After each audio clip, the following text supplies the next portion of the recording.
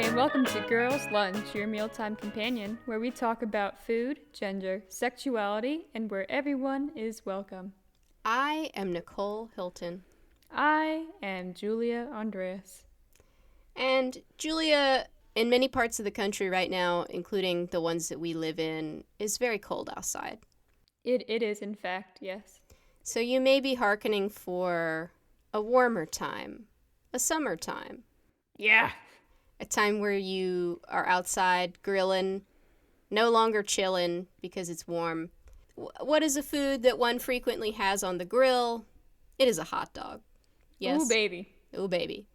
Today's episode is about hot dogs, so I thought we would open with some hot dog discourse. There is plenty of actually discourse about hot dogs for some reason. So I think a good opener is just, what do you like to have on your hot dog? Ketchup. Okay. Mustard. Ketchup and mustard. Let's see. Okay. Like, hierarchy of hot dog needs. For me, all I need is a hot dog and ketchup. I don't really even need a bun, if worse comes to worse, as long as I have hot dog and ketchup. Like, the tip of it, if I had everything I could want, it would be hot dog, bun, ketchup, and mustard. But bare minimum, hot dog and ketchup. Now, do you mess around with any of those, like, fancier toppings? Like, I mean, I know there's lots of regional styles, like a Chicago dog that puts a bunch of, like, basically salad on top. Is it the Cincinnati one that's just spaghetti on top? I think that's a separate thing. I think it's that's a separate thing. I'm confusing the chili spaghetti yes. and a hot dog with chili. Yeah. Someone somewhere is putting spaghetti on a hot dog, though, I am sure. Probably so. Now, I do think it's fascinating that you said ketchup. I actually did not expect us to have such similar takes, because I also, as a child, grew up with just ketchup, like hot dog bun ketchup. That was my life. Still, if I was at like a sporting event or like a local, your county fair or whatever, and toppings are slim, that's probably what I'm going to have. I do love a good chili dog when I can eat it. I also want to give a shout out to Mustard's Last Stand in Melbourne, Florida, which is my favorite hot dog restaurant. I have a sticker for them on my car. It's a great place that has lots of unique hot dogs with lots of cool toppings and cool names. It is bright yellow. The whole restaurant is bright yellow. Is it a mustard yellow? Yes. Yeah, that's sort of the whole thing. Good, I think. Perfect, yes. I guess neither of us can ever go to Chicago because those people feel so strongly that ketchup should not be on a hot dog. So. And they can be wrong. It's fine. I'm okay with getting canceled by the city of Chicago because they have a terrible hockey team. Wow, shots fired. They know. They should know by now. All right. Now that we have gotten canceled, no one's longer listening. Yay. So this episode is, I think, going to sort of be a spiritual successor or perhaps a twin flame to our hamburger episode. And I think one day someone's going to do an episode about French fries, and we'll just sort of have the complete trifecta. There's going to be a lot of parallels in our hot dog episode with the hamburger episode. There's a lot of overlap. And I think this is also going to set us up really nicely for what I want to do someday, which is an eventual episode about concession stands. Speaking of hockey teams. So I will give a content warning here at the top. We don't get too graphic, but we do talk a little bit about like meat processing in the first half of the episode and competitive eating in the second half. Oh, are we getting into Joey Chestnut? You know we had to talk about Joey Chestnut. I can't wait. We will talk at length about Joey Chestnut. Do not worry. So if either competitive eating or meat processing makes you queasy, I'm not saying like skip the episode, but you have been warned. We really are not going to get too graphic. Okay, so the history of the hot dog. Do you have guesses about hot dog history, where hot dog come from? My guess is like there's probably a version of meat stuffed into intestinal lining, because that's I think what they used first, or what was more commonly used, kind of all over the world. Okay, well, so you're definitely right. Much like the hamburger, where humans be grinding up meat, humans have been grinding up meat, Or even just like stuffing meat into casings or intestines forever. Like 5 ever. 5 ever. 5 eva, which is more than 4 eva. So we have records that 20,000 years ago in the Paleolithic era, humans were stuffing meat into skins and cooking them over open fires, kind of like a grill. Or they would like fill a pit with hot water and like boil it in there. They're just boiling hot dogs 20,000 years ago? I mean, it's not that far off, yeah. Don't tell that to people who are on the Paleolithic diet. Yeah, that's true. Oh my god. I feel like that would blow somebody's mind if you told them, like, if you're on the paleo diet, don't worry, you can eat hot dogs too. I know. I don't think they'd believe you. I don't think so either. The Greeks and Romans also had sausages. Homer includes a description of sausage being roasted in the Odyssey. Very important, I'm sure. However, I will say that these are sausages, which are different from hot dogs, right? But Nicole, what's the difference between a sausage and a hot dog? What a great question, Julia. I am so glad you asked. I'm going to have you read how the USDA defines hot dogs here in green for the people at home so that we are all starting with a kind of base definition. The USDA defines hot dogs as such. Hot dogs, also called frankfurters, wieners, or bologna, are made of very finely chopped, raw skeletal meats from various livestock, mixed with seasonings, curing ingredients that add color and flavor, and other semi-solids that are stuffed into casings, in which state they are cooked and smoked. Hot dogs are, quote, link-shaped, end quote, and come in various lengths and diameters.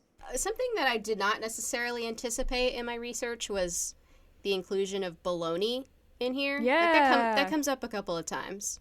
Like, I guess a bologna is just one big hot dog, and then you slice it. Bologna has a similarly iconic jingle as the Oscar Mayer wiener, so they share that circle of the Venn diagram as well. So in addition to all the things that Julia just said, hot dogs are allowed to contain 10% water, 3.5% non-meat binders and extenders, which is like if you want to think of filler, and 2% soy protein.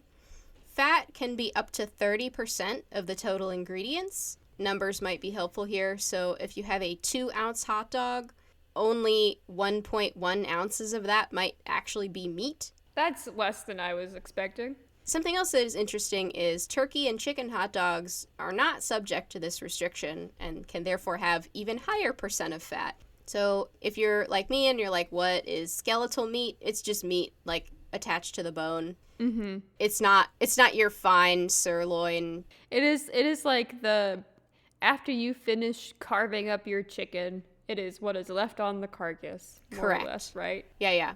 Which should tell us, like, I mean, that's one way that a hot dog is very different from a sausage, right? A hot dog is really the pinnacle of industrialized food. A hot dog is exactly the same every time. There's no real variation in color, size, like it is a meat tube, you know? It is the Henry Ford automobile assembly line of food. So that is what is inside the hot dog. What about the casing? So sometimes you have a natural casing, which is like kind of what we talked about, like animal intestine, or you might have a cellulose casing, which is made from, this was very interesting to me, purified cotton cellulose. Cotton? Yeah, like cotton, like the stuff we make our clothes out of, apparently. Cellulose is just like this is getting into like chemistry, which has been many years since I studied chemistry, but it's like some extract from cotton. It's like a casing made out of that cellulose that they like cook the hot dog in, and then they cut the casing off before they actually package and sell the hot dog. So you're not eating the cotton, so don't worry about that. There are also collagen casings, which can be made from a protein extracted from cowhide, or you can have an alginate casing, which is made from algae. So again, these are all very industrial processes, right? You don't just go out into nature and get a cotton cellulose casing off of the cotton plant or whatever. I remember you telling me this before, but because of your alpha-gal, you can't have like mammalian proteins. Yes. And I remember you have gone to get like turkey sausage or like turkey hot dogs, only to find out that the casing that it's made out of was like collagen made from like cow protein or like animal intestines or stuff. And therefore I could not have the turkey And hot therefore dog. you could not have the turkey hot dog. The number of times I have gone to buy hot dogs or sausages, read the back of the label, and then been sad because I cannot eat the hot dog or sausage. So maybe that's worth noting too, is that it's still very common to use beef or pork intestines for sausage casing. Even if it's not made out of beef or pork. Yeah. Or even if it's like through a very industrial process of like, so collagen casings is like, again, sort of like cellulose is like they're taking a protein and they are making it into like a material that they then like wrap the meat in. So even if it is like a more natural product in the sense that it like comes from an animal, it's still like, do you know what I'm saying? It's a more mechanical process. It's not very artisanal. It is very like you would see it in an episode of How It's Made.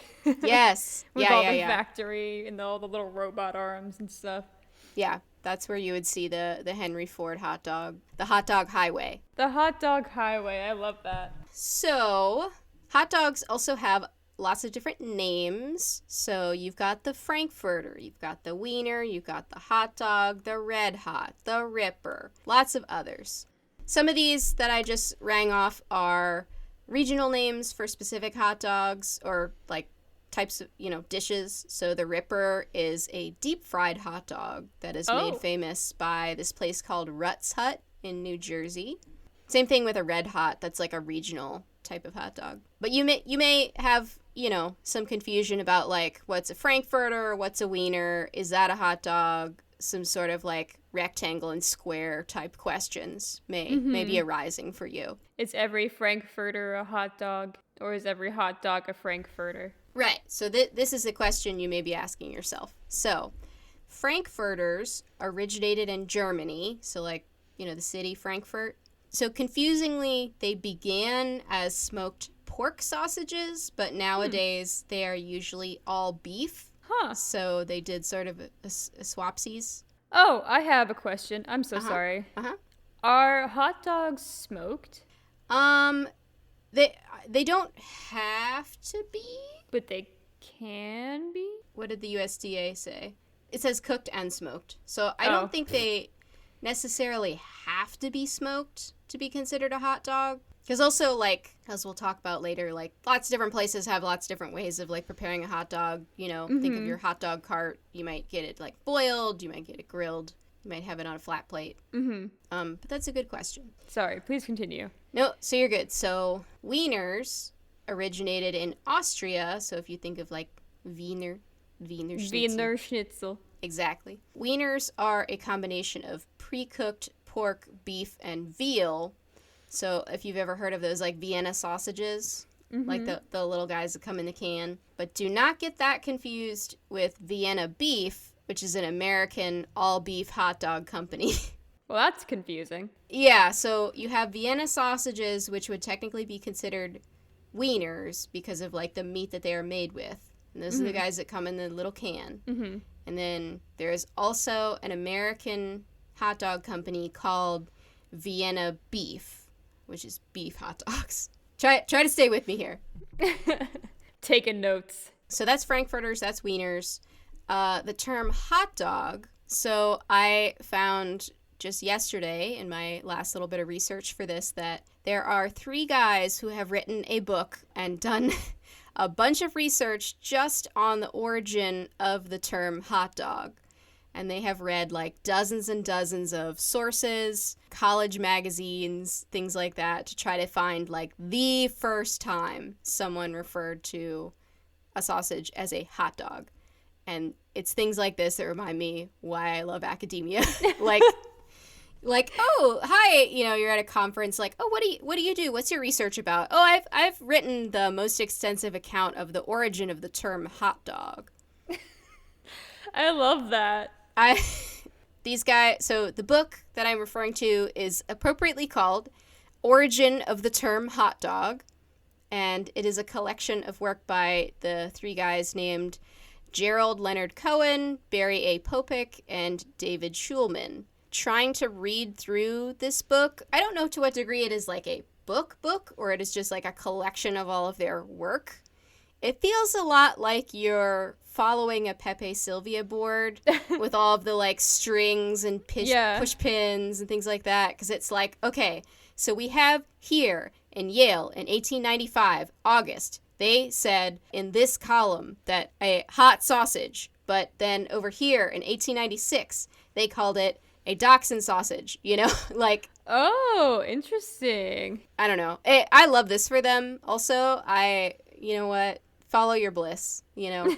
But basically the short version of what they have found is that we are pretty sure that the term hot dog, that term seems to originate at Yale as some kind of college slang.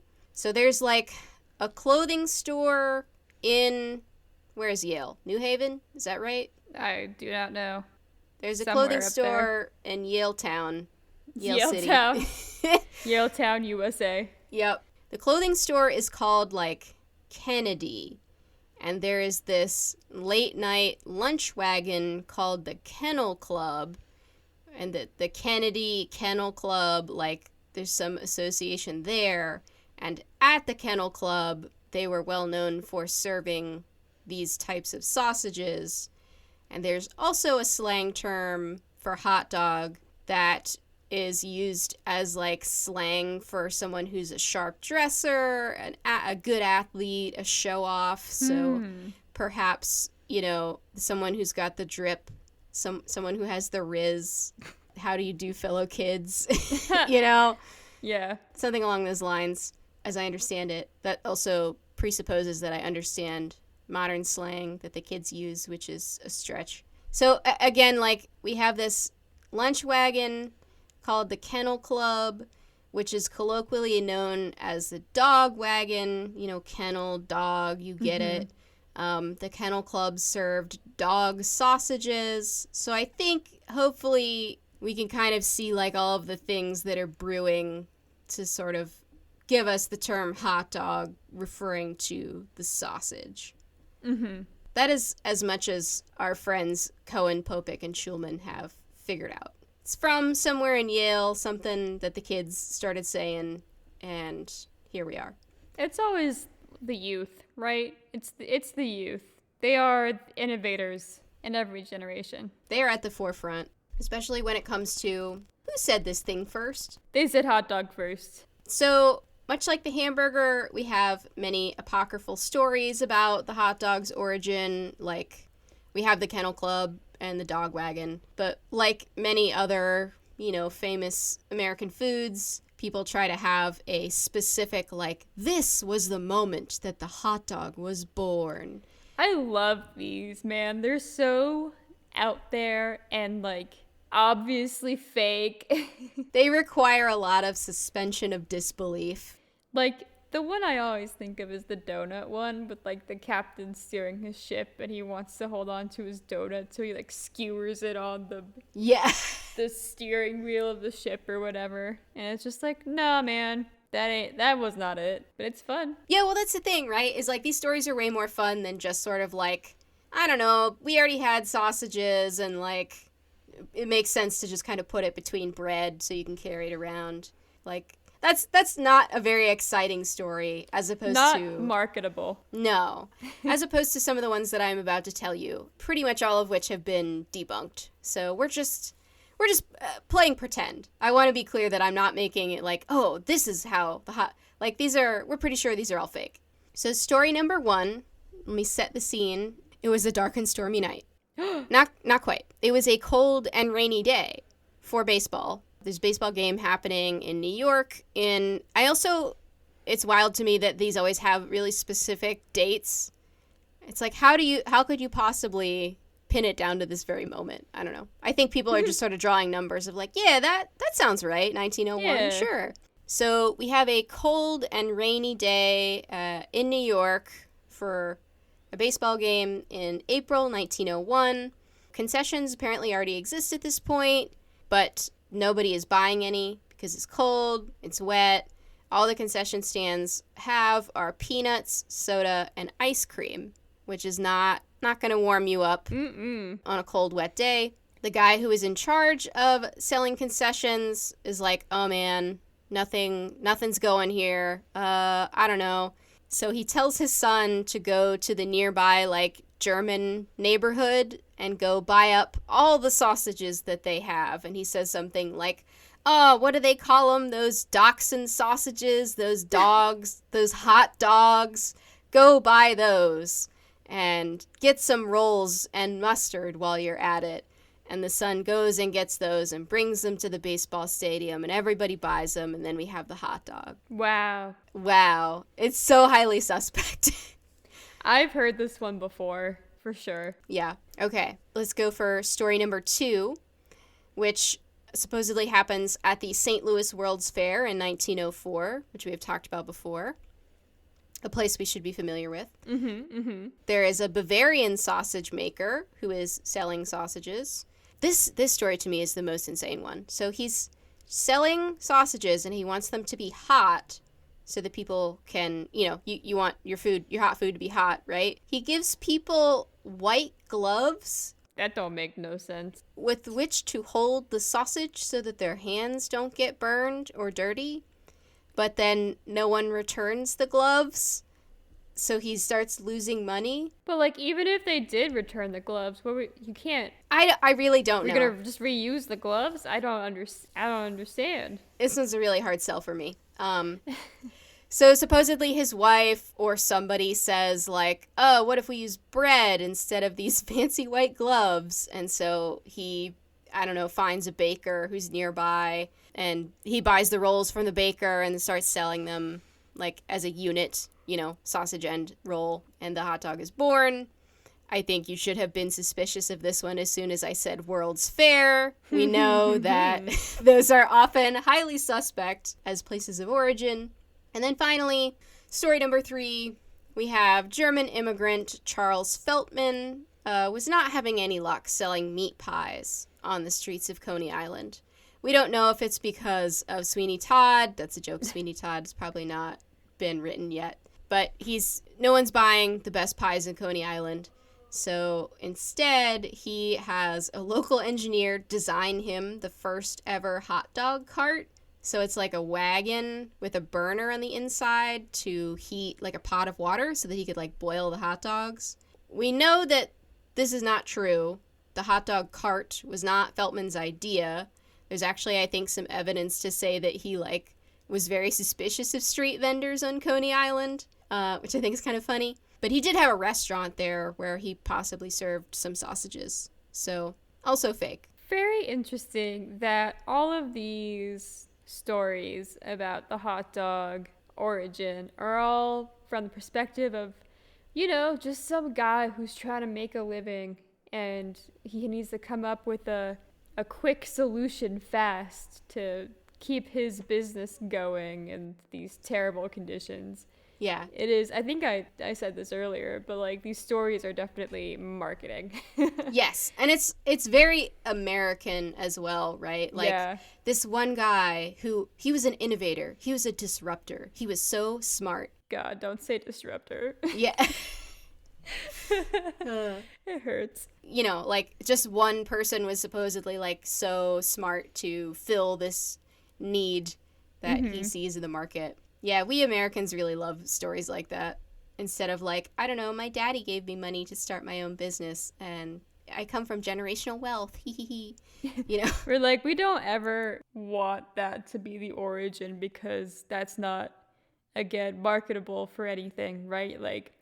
If someone's yeah, my dad gave me all this money to open this pizza place and now I make pizza for a living. You're going to be well, where's the heart and soul? Where's the drive? Exactly. Where's the love of pizza? I don't trust you. But if you have a story like this where it's I wanted to keep my restaurant alive and the only way I could do it was have this innovation of sausages on buns called hot dogs, we're going to be oh yeah, wow, a man of true genius. Yeah. I also think it's really interesting that a lot of the stories that I have just told are really tied up with like the immigrant experience. That's or true. like assimilating into America, the American dream, that type of stuff. We do know that sausages were widely available from, there were a lot of German immigrants in American cities in the industrial era, especially in New York and Coney Island, that were like, kind of like we mentioned in the first story, like that is true that there were lots of German immigrants who sort of were street vendors that would sell sausages like on the street. And really that's probably where the hot dog comes from. I think much like the hamburger, it's probably just one of those things where like people are kind of doing the same thing at the same time. Like it's not rocket science to be like, I have this sausage, but I want it to be more portable and not get my fingies all greasy. And so I'm going to put it with some bread. Yeah, I think like the reason that these innovations all come about at the same time is not because of people, it's because of culture shifts. Right? We're like, if we're thinking late 1800s, that's industrial. And then that's also the rise of the middle class. And so, you know, people are wanting more easily accessible, portable options for food, like the hamburger, like the hot dog. And so it makes a lot of sense that, like you said, people kind of all over would be like, oh, here's a way to fill that gap in the market of being like, people want a hot dog you can take with you. Here you go. Yeah, I mean, we're talking about culture shifts here. Something else that is definitely tied up in the origin of the hot dog is baseball. Baseball, which is also becoming like a cultural force at this point around the same time, late 1800s. And like we said, hot dogs are really easy to carry around. They're very portable. So baseball and hot dogs become very interlinked. Pun intended.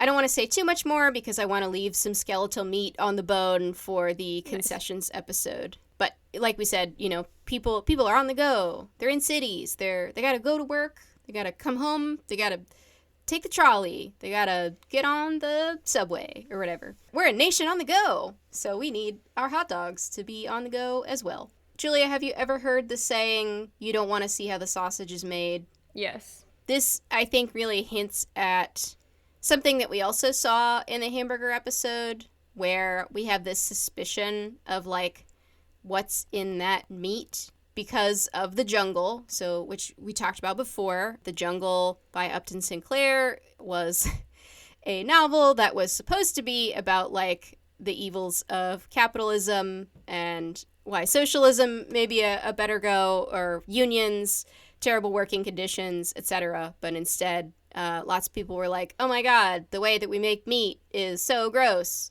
We should do something about it. Not reform any other kind of our, like, economic system or anything, but just, like, the meat. The meat's really gross. There's a great line from him where he's like, I aimed for the heart but hit the stomach instead. Yeah. And I'm like, damn, that's snaps.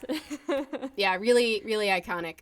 So we have a similar sort of suspicion of the hot dog. It's coming around at the same sort of period of that, like, late 1800s industrial era. Cities are growing really big. There's lots of people. How are we going to feed all of these people? Hot dogs are also known, I mean, as we sort of talked about earlier, hot dogs are known as like a cheap food, right? Mm-hmm. Hot dogs become especially popular during the Depression because it is like a cheap food. There's a lot of filler. A hot dog has some meat, as we said, perhaps 1.1 ounces out of a 2-ounce hot dog, and then some other stuff that you can put in there that's a lot cheaper than if you were to have a fully meat 2-ounce hot dog. To go back to our suspicions about meat and hot dogs, I'm now going to sing. I'm excited. I'm going to do my best. Julia, do you know this song?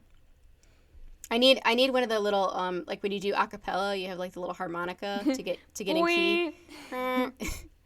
Oh where has my little dog gone? Oh where can he be? His ears cut short and his tail cut long. Oh where can he be? Do you know this song? I did not know that his ears cut short and his tail cut long part. But yes, I do know the little refrain. Okay, let me tell you about another part of the song that you are probably also not familiar with. So the song continues from there. A sausage is good, bologna, of course. Oh, where can he be? They make 'em with dog and they make 'em with horse. I guess they make 'em with he. Oh no! Yeah. I feel like everything I read that was like, what's the origin of the term hot dog? Every single source was like, well, they did used to put dog in there. The, like, suspicion of, like, what is in the meat is very present. I think also there's the intense American cultural attachment to dogs. Yes. Where it's like the fear that like you could be eating a dog is so potent in like America, more so than it probably is in other places, where it's just like it's like second to like having a hot dog be made with like human meat. Right. It's like, what's the step below that? It's dog meat. And you're like, no, I would never eat a dog. Yeah, because in this culture, like, we think of, dogs are very intelligent. We, like, keep them in our homes, man's best friend and all of that. But I also think it's very American to, like, joke about that. I feel like that's an American thing to be like, haha, like, what if it's dog, though?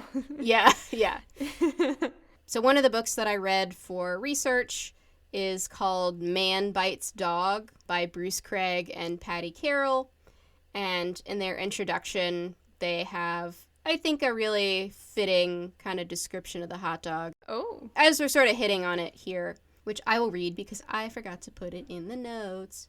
In song and story, in all the popular media, the hot dog is celebrated as not just fun food, but as a presentation of how Americans think about themselves. Consider this. The world's greatest of all immigrant nations is a historical hot dog. Lots of ethnicities mixed together, seasoned, and stuffed into a sleek, streamlined casing, and then given a joke name, hot dog. Dress the dog in toppings that reflect the country's various regions, and we have an American icon. Huh, very interesting. Yes. We were the hot dog all along, when you think about it. The hot dog is made of us. Yes. Wow. The hot dog is made of human, but like not in a gross cannibalistic way. In like a metaphorical not in a sense. Soylent Green way. Yeah. Kind of like, when you go, if you're Catholic and you have like the bread of Christ and the blood of Christ. Yeah. You're eating his flesh, but really it's just an incredibly dry cracker. That thing sticks to the roof of your mouth, man. So given that lovely quote about hot dogs, and before we get wiggy with hot dogs, Julia, would you like to talk to us about something completely different? Let's go. So, if any of our listeners did not know, the reason why we have a Food Fact of the Day segment in our podcast is because food facts are a long-standing tradition between Nicole and I, where we would share with each other any fascinating tidbits we learned about food while going about our daily lives. And so when I first learned the fun food fact that I'll be talking about today, my initial instinct was to immediately text Nicole and be like, this happens to me too! And be like, did you know? And then I remembered, like, oh no, we have a podcast and an actual, like, time slot to do this. Yeah, we have a designated, scheduled time with which to share this information. Exactly. That happens to me all the time, where I'll be like, oh my god, I just learned this thing. And sometimes I'll be, like, halfway through typing it out, and then I'll be like, no. Hang on. Put that in your pocket. Save that for later. Like, I was literally texting you, and I'm like, oh, no, wait, I need this. Yeah. Food fact. So today's food fact is going to be about tempura. Ooh. Nicole, have you ever had or do you like tempura? Oh my goodness. Tempura is one of my favorite Japanese foods. I order it almost every time I get Japanese food. So for those that don't know, tempura is Japanese, right? I mean, like, there are other cultures that probably have tempura as well.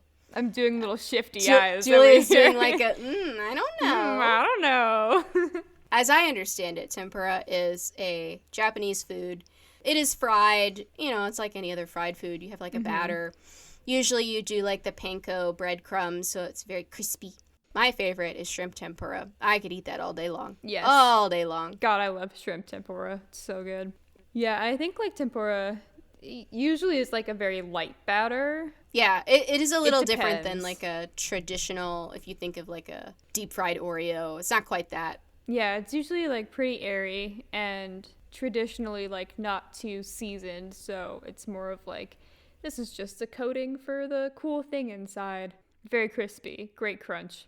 So the story of tempura actually starts in 1543 when a Chinese ship blew off course and had to land in western Japan. Okay. On board of the ship were 3 Portuguese sailors who were some of the first Western people to ever set foot on Japanese soil. A lot of cultural mingling here. Yes, like it's funny. There's the records of like this of like the people at the time seeing like Portuguese were like, oh, Western barbarians, they ugly.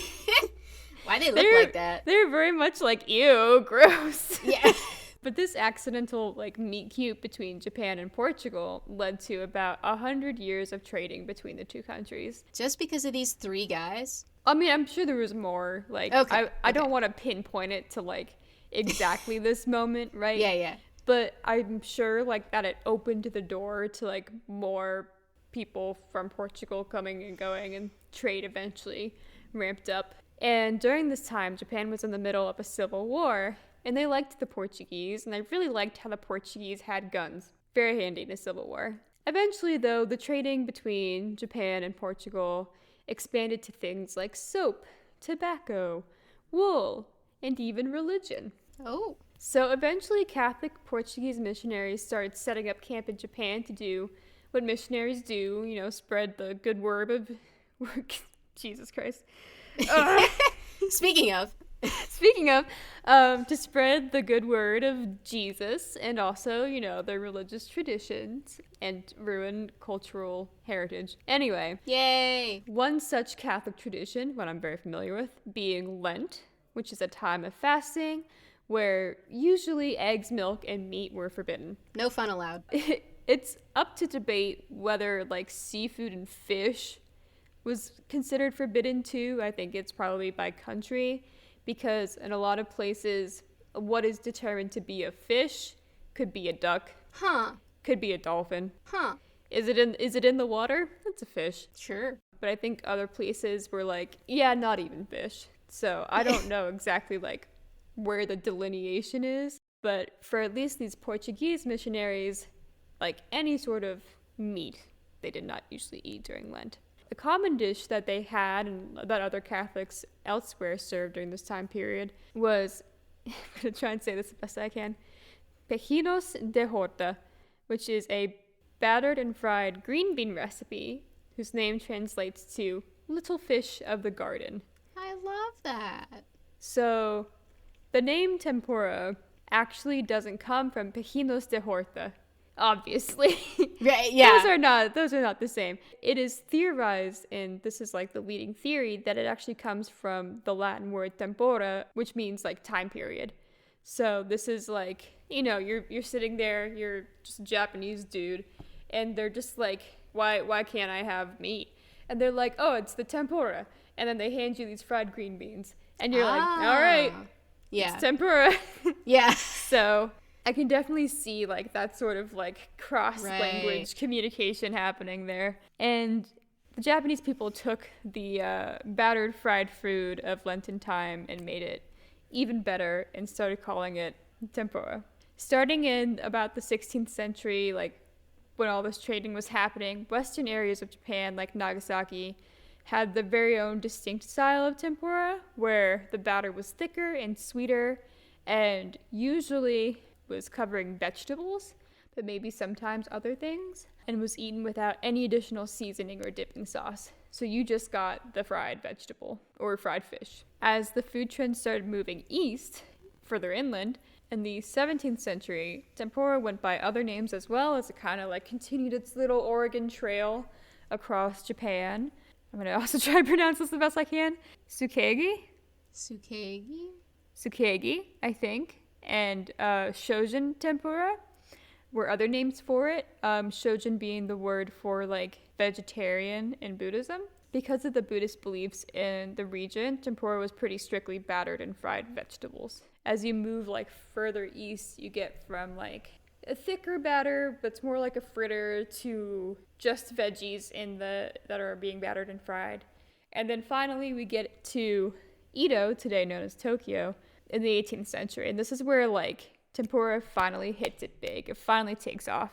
It becomes an incredibly popular street food, with seafood being the most common ingredient, battered and fried now.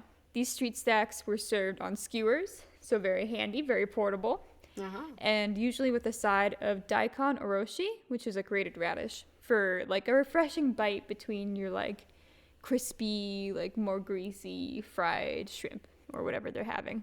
There are still differences in how tempura is made in Western versus Eastern Japan today.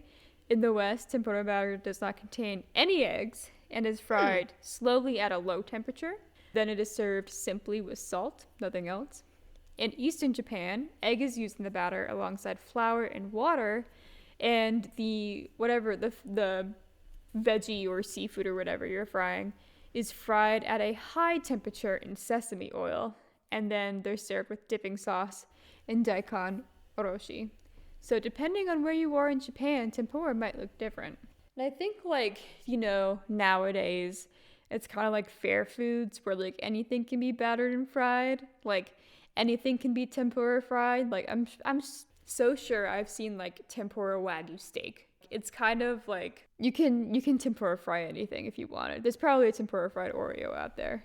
Yeah. No, this is reminding me a lot of our discussion of fried foods that we had during our carnival episode, and, like, the interviews with Chicken Charlie, Deep Fried Jesus, I believe was his nickname, of like how he's like, yeah, you can deep fry anything. It's just about your approach. Yeah. Technique. How he uses like different types of batter depending on what he's trying to fry. Now I really want some tempura shrimp. Oh, bruh, me too. I mean, I also really want a hot dog. Could you tempura fry a hot dog? I bet you could. Certainly. Well, I mean, there's the place in New Jersey, Rhett's Hut, that does fry hot dogs. I don't know if they batter them. I think it's more like they just kind of cook them in the oil. Where would you draw the line between a corn dog and a tempura fried hot dog? That is a good question. I think it would... That is fair, and I did have that thought of like, well, that is kind of what a corn dog is. But I think a corn dog, explicitly, it has to have corn-based batter. This is true. And this is how there's so much discussion about hot dogs, I think. Yes. The discourse just continues to grow. The hot dog discourse does indeed continue to grow. And so before we get wiggy with it, I think we should talk a little bit about the cultural significance of the hot dog.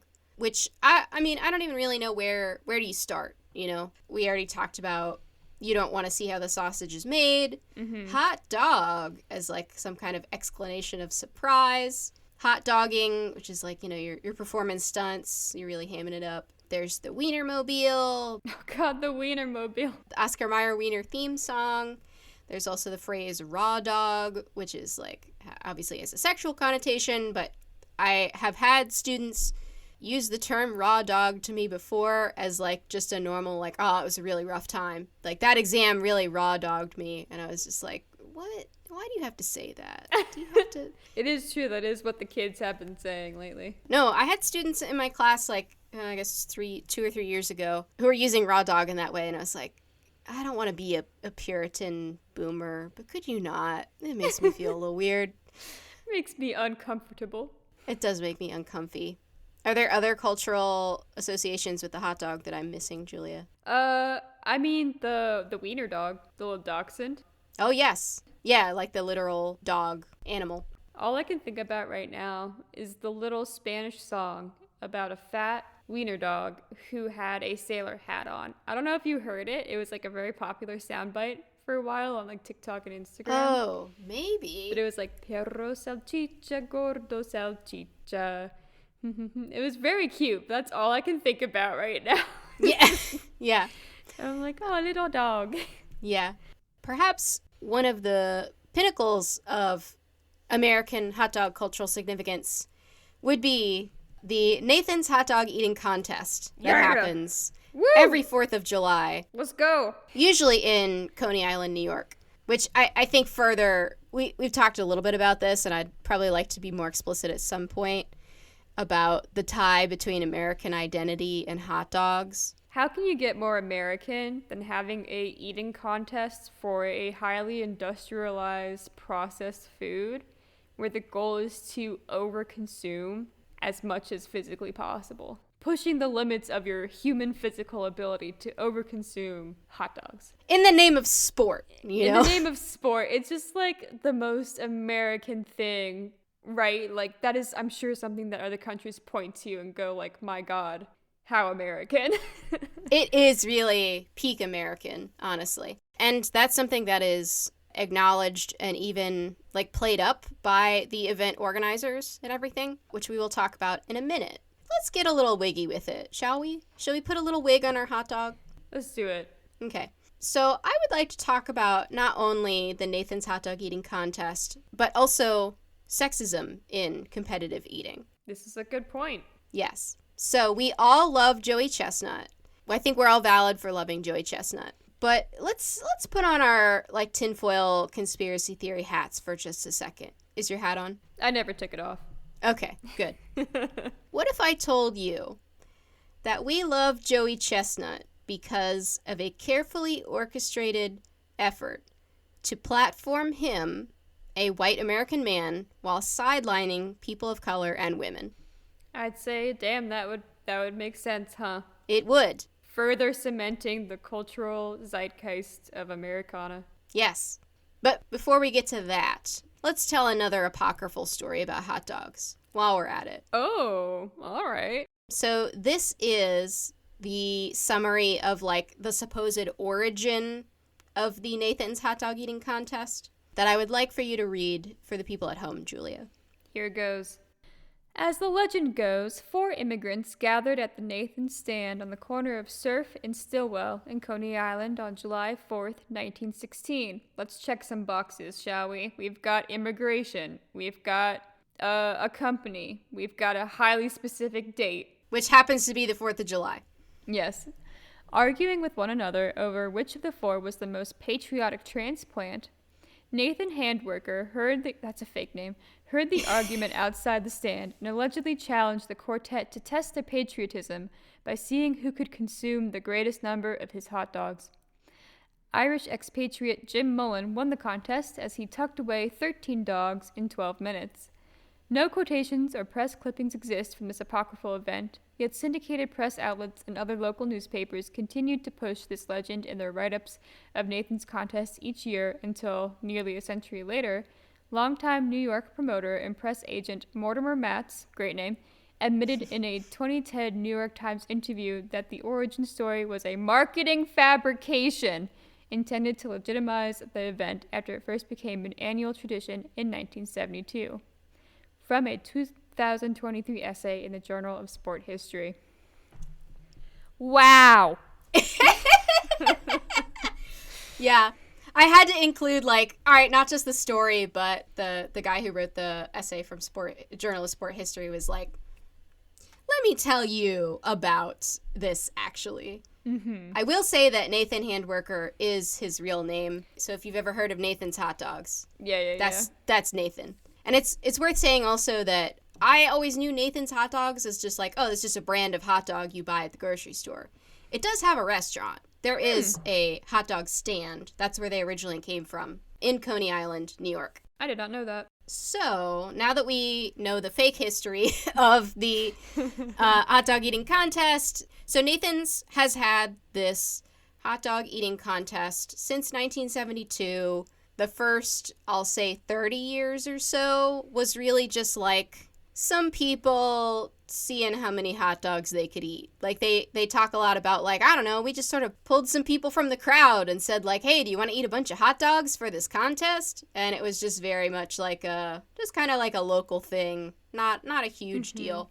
In the 1990s and the early 2000s, we start getting some Japanese competitive eaters. Oh. Who come to the U.S. So specifically, have you heard of Takeru Kobayashi? I have, in fact. I think it's really funny that he's called the grandfather of competitive eating. He's only 46. He's, like today, he's only 46? Yes. Wow, okay, that's way younger than I thought. Yeah, so I think it's funny that they're like, oh, the grandfather of this long historic sport. He's 46. He's not even 50. Like, let's all calm down a little bit. So Kobayashi and some other Japanese competitive eaters come to the U.S. in the 1990s and the early 2000s, and they start making the Americans look just like real chumps, like a bunch of imbeciles at the Nathan's hot dog eating contest. So in the first year that he competed in America, 2001, Kobayashi ate 50 hot dogs. Wow. For comparison, the guy that won second place ate 31. That's still a lot of hot dogs. Yes, I mean 31 is still a lot, but Kobayashi fully ate almost double the amount that this guy did. That won second place. To give you a sense of scale. Kobayashi is the one that we really owe a lot of the... I mean, there's a reason they call him the grandfather of competitive eating. He's the one that really introduces the idea of, like, training, particular techniques. So if you've ever seen the thing where they, like, dunk the buns in water to eat them, so they eat them faster. Apparently, this dunking the buns in water is called the Solomon method. It's a little weird. Okay. No idea where that name comes from or who Solomon is, but sure. Kobayashi's the one that, like... really popularizes, like, he trains by, like, doing the specific motions of, like, putting the hot dog in the water, putting it to his mouth, all that, like, repetitive over and over. He took it and he made it a sport. He did. He really did. So he dominates and wins the contest for 6 years in a row, from 2001 to 2007. Americans are completely bereft. They just cannot understand. It's also worth noting that Kobayashi he's really thin. Like, he's kind of just a little guy. Like, he's just a thin little Japanese man. And they just cannot understand how this guy can just totally beat us at what's supposed to be our own game. So we're going to get into some really wild-ass quotes. So, Julia. Oh, boy. This gets wild. I want you to read this quote here that is also from that article from the Journal of Sport History. All right. One of Kobayashi's competitors, John Crazy Legs Conti, told ESPN reporter Darren Rovell before the 2003 event that, quote, there had been rumors on the circuit that he was surgically altered by the Japanese government, end quote. Others posited that the Japanese star took a substance that enhanced his ability to eat beyond the abilities of his competition. So they're sore losers. I mean, yes, yeah. But I think the, like, he's a plant by the Japanese government is really good. That's like, so funny. It's like, we can't understand. This goes against everything we believe, that a small, thin Japanese man could out-eat us, Americans. Yeah. He must be altered by the Japanese government. He must be taking performance-enhancing drugs, whatever those would be. So Kobayashi totally dominates, and a young Joseph Chestnut is watching at home. He's from San Diego, California. He is watching the Nathan's hot dog eating contest with his brother on TV, and he said, I want to do that. Yeah. I want to be that guy. I want to eat that many hot dogs. You go, Joseph. And so he starts training. I don't remember what year he first competes, but he eventually, so he, like, places third, and then he places second, and he goes neck and neck with Kobayashi. It's really close. And then finally, in 2007, Joey Chestnut overtakes Kobayashi and wins, and people in the crowd literally shout, quote, go home, kamikaze, and go home, Shanghai boy, end quote. Are we surprised that racism shows up here? I don't think we should be. No, just disappointed. And it's not just the people in the audience. So the promoter for the Nathan's hot dog eating contest and the International Federation of Competitive Eating is this guy named George Shea. He's very much like, if you've ever seen, like, WWE, like, wrestling, he knows how to, like, amp up a crowd. You know, he's really selling each of the competitors on, like, he is the greatest thing that has ever happened to sports, Joey Chestnut. You know, like, he does that whole thing. So George Shea is very vocal about his preference for an American champion. Please read this quote from George Shea. A quote machine. All right. Hot dog contests are a litmus test for patriotism. Hot dogs are American, and the ability to eat them indicates not only you're a better athlete, but you're more American. Doesn't that mean that Kobayashi then would be more American than 99% of the population because the only person who's beaten him is Joey Chestnut? Yes, which is, I think, why we were like, that simply cannot be. It simply cannot be that he could win because he is not American. Like, the math ain't mathing. Mm-hmm.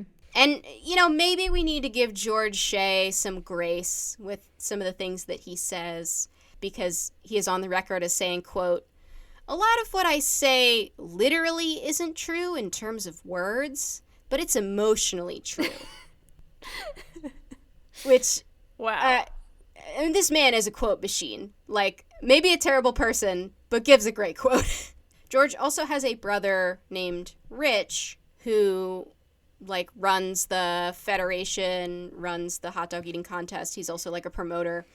Rich said in 2006 that Joey Chestnut breaking 50 hot dogs, which is, like, at the time, like, Kobayashi's record, that this was, quote, "the greatest thing to happen in the history of American sports. Joey Chestnut's accomplishment may change the course of a nation," end quote. Those are some big feelings. Do you think that's at all hyperbolic? I don't think so. No, very literal. Very emotional. Yeah, emotionally true for sure. Yes. So in 2010, now that they sort of have Joey Chestnut as like a champion, there's a period where Joey Chestnut and Kobayashi kind of go head to head. This happens in a lot of sports where you have like two greats who are so, like, they sort of push each other to, like, be better, to grow, in a way that, like, as we saw with Kobayashi's first competition, I mean, he blows just about everybody else out of the water, but once you introduce somebody who is kind of at his level, then you push each other to be better or to achieve things that previously no one thought were possible. So there's a good couple of years of real good competition. In 2010, the Sheas try to force Kobayashi to sign an exclusive contract with Major League Eating and the International Federation, which means that he can only compete in America with their permission. So, like, he can't just go to any eating contest and compete. He, like, has to get their permission. It has to be sanctioned and everything like that. And Kobayashi says, like, no, I'm not going to do that. And so the Sheas ban him. So they're like, fine, you can't play with us anymore. Take your ball and go home. And Kobayashi has not been back since. Other than there was a Netflix special, I believe it was this past year, where Kobayashi and Joey Chestnut, I guess, freed from, like, I guess streaming is a totally different animal or whatever reason. So they had a competition exclusively on Netflix. I think Joey Chestnut won, didn't he? Yes, I'm pretty sure he did. But, I mean, still a battle for the ages, Oh, yeah. Oh, yeah. Great against great. God, what, like almost 20 years later? Yeah. Yeah. I'm impressed that Kobayashi could do that at age 46, Mm-hmm. That's really something. So we have talked about a little bit of racism, xenophobia, nationalism for sure. So let's talk about sexism, shall we? That's sort of our whole bit. There is a women's competition at the Nathan's Hot Dog Eating Contest every year on 4th of July, which you probably don't know because it comes on before the male competition, and it is televised, but it's like ESPN 87, like some way down there, like a station that nobody really watches. I personally can't really watch eating competitions because they make me feel a little bit sick, but I believe that in our land of the free, women should be given equal opportunities as men, including an equal platform to eat as many hot dogs as they physically can before becoming ill. And I think that's what equality should be. I agree. We are never truly equal until we, too, can eat too many hot dogs. Yes, exactly. The Nathan's Hot Dog Eating Contest has only sort of recently been segregated by gender. In 2005, the podium went first place, Takeru Kobayashi, second place, Sonia Thomas, third place, Joey Chestnut. And then in 2006, Sonia Thomas was third behind Kobayashi and Chestnut. Now, at no point did anybody think like, oh, wait, Sonia Thomas finished second behind Kobayashi. Maybe she would be a good challenger.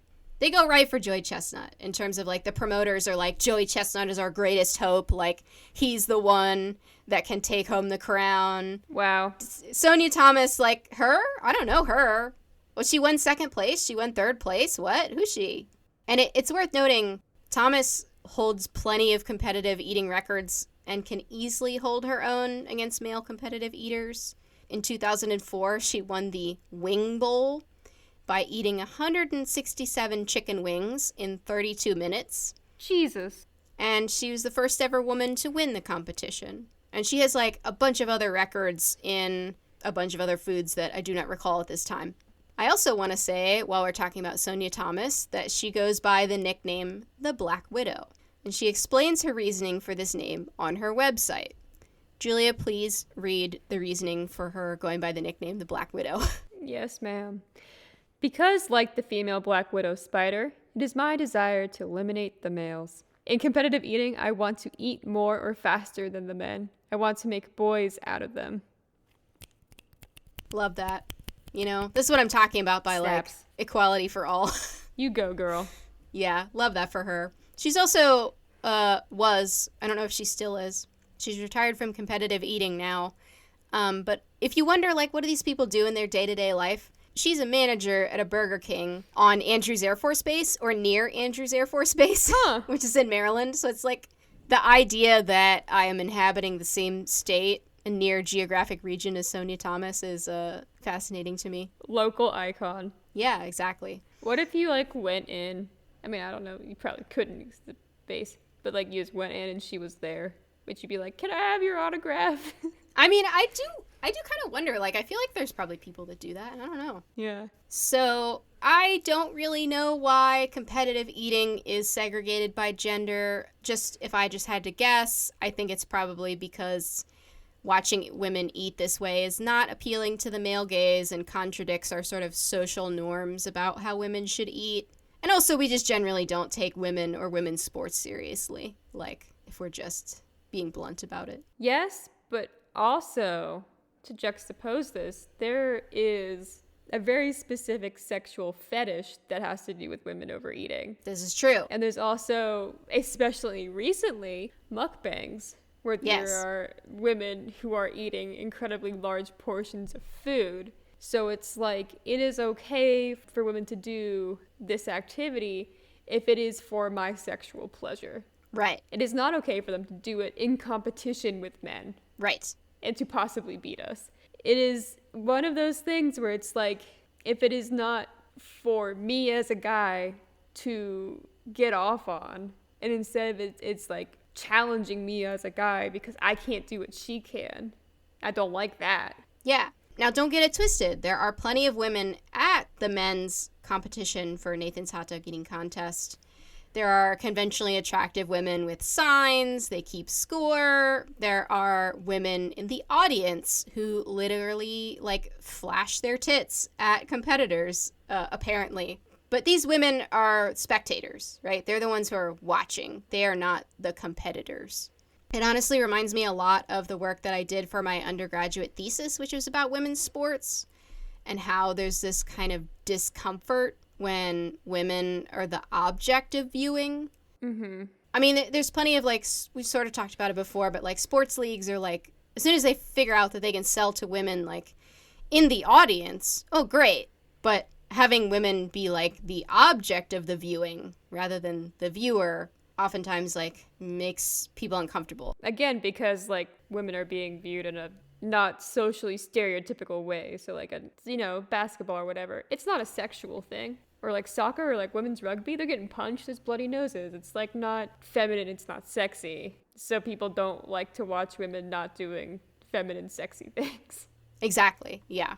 I encountered that quite a bit in my undergraduate research about, like, women's sports. Is just, like, the idea of women doing something conventionally considered masculine, like playing a sport, especially like hockey, anything violent like that is not appealing, or is actually specifically unappealing. But think of boxing, right? Why would I want to watch a woman beat another woman? I hope that this is changing.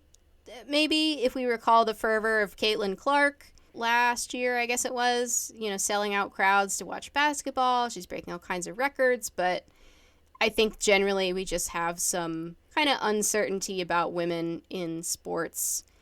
We could also, I think there's something here with, like, the trans people in sports debate that we're apparently having now.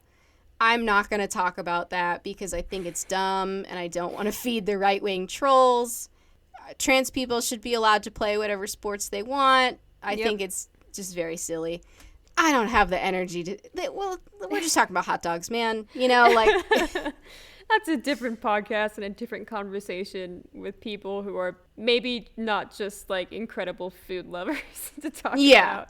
Yeah. But I agree. There is definitely uncertainty about women in the sports space. But I think have been incredible strides in those women in those sports specifically making space for themselves and fighting for space to be equal and just as seen. And I think, like, you know, you've got Caitlin Clark, you've got one of the OGs, Serena Williams, you've got Alona Mar? I don't remember how her last name is spelled. Alona, you know, really, like, kicking the door down and being like, no, I am just as worthy as being watched and celebrated for my absolute domination over a sport, or, like, my absolute love for a sport and my team as, like, any other man's team. Right. I think also, like, part of the uncomfortability is because so often sports and sports teams for women are places of, like, women becoming, like, other from other women. So often there is an association with a woman athlete and their otherness. So they're like, maybe they look more masculine, maybe, you know, they are trans, or maybe they are, like, a lesbian or things like that. I feel like when a lot of people look at women athletes, they are also just judging them as, like, outside of the normal realm of, like, what a woman is. Right. Yeah. I feel like I've seen critiques of Serena Williams as, like, oh, she looks like so, like, manly, or she's like so muscular, you know, and a lot of it is often based in, like, through the lens of, like, she's not attractive / she's not feminine. All the supposed, like, markers of, like, what makes gender, like, they kind of just fall apart pretty quickly. They really do. Because there's fluidity and there's no, like, strict designation, right? Like, you can have masculine features as a biological woman and you can have feminine features as a biological man. There's just, like, gender is a construct, and hot dogs are also a construct, because that's what this episode is about. Yes. I would like to end with a quote from a book that I love, and that, if you're listening, Jamie Loftus, if you ever want to come on our show, please do. The book is called Raw Dog and was a huge source of research. I would like to close with a quote from her about the construction of the hot dog and also America. The hot dog, my hot dog, is the delicious and inevitable product of centuries of violence, poverty, ambition, whispers in human ears, and knives in the throats, shoulders, and legs of cows, pigs, chickens, and, if you're superstitious, maybe even the species they're named for. Today she rolls around at the front of the 7-Eleven, is vacuumed into the gullets of champion eaters, sits beside a flag you are told you love from the time you start to form memories. She is not American at all, and the most American girl you could meet, all marketing, no substance. Snap, Snaps. snap, snap, snap, snap. Snaps. Yeah. I love this book. I should read it. And I think with that, you want to go get a hot dog? I really do want a hot dog right now. Well, thanks for lunching with us, and we'll see you next time. Bye. Our theme music is Red Onions by Louis Zahn. Please check out the rest of his album Vegetable Soul in the description. If you have an episode suggestion or want to say hi, you can email us at girlslunchpodcast@gmail.com or message us on Instagram at girlslunchpod. Thank you for listening.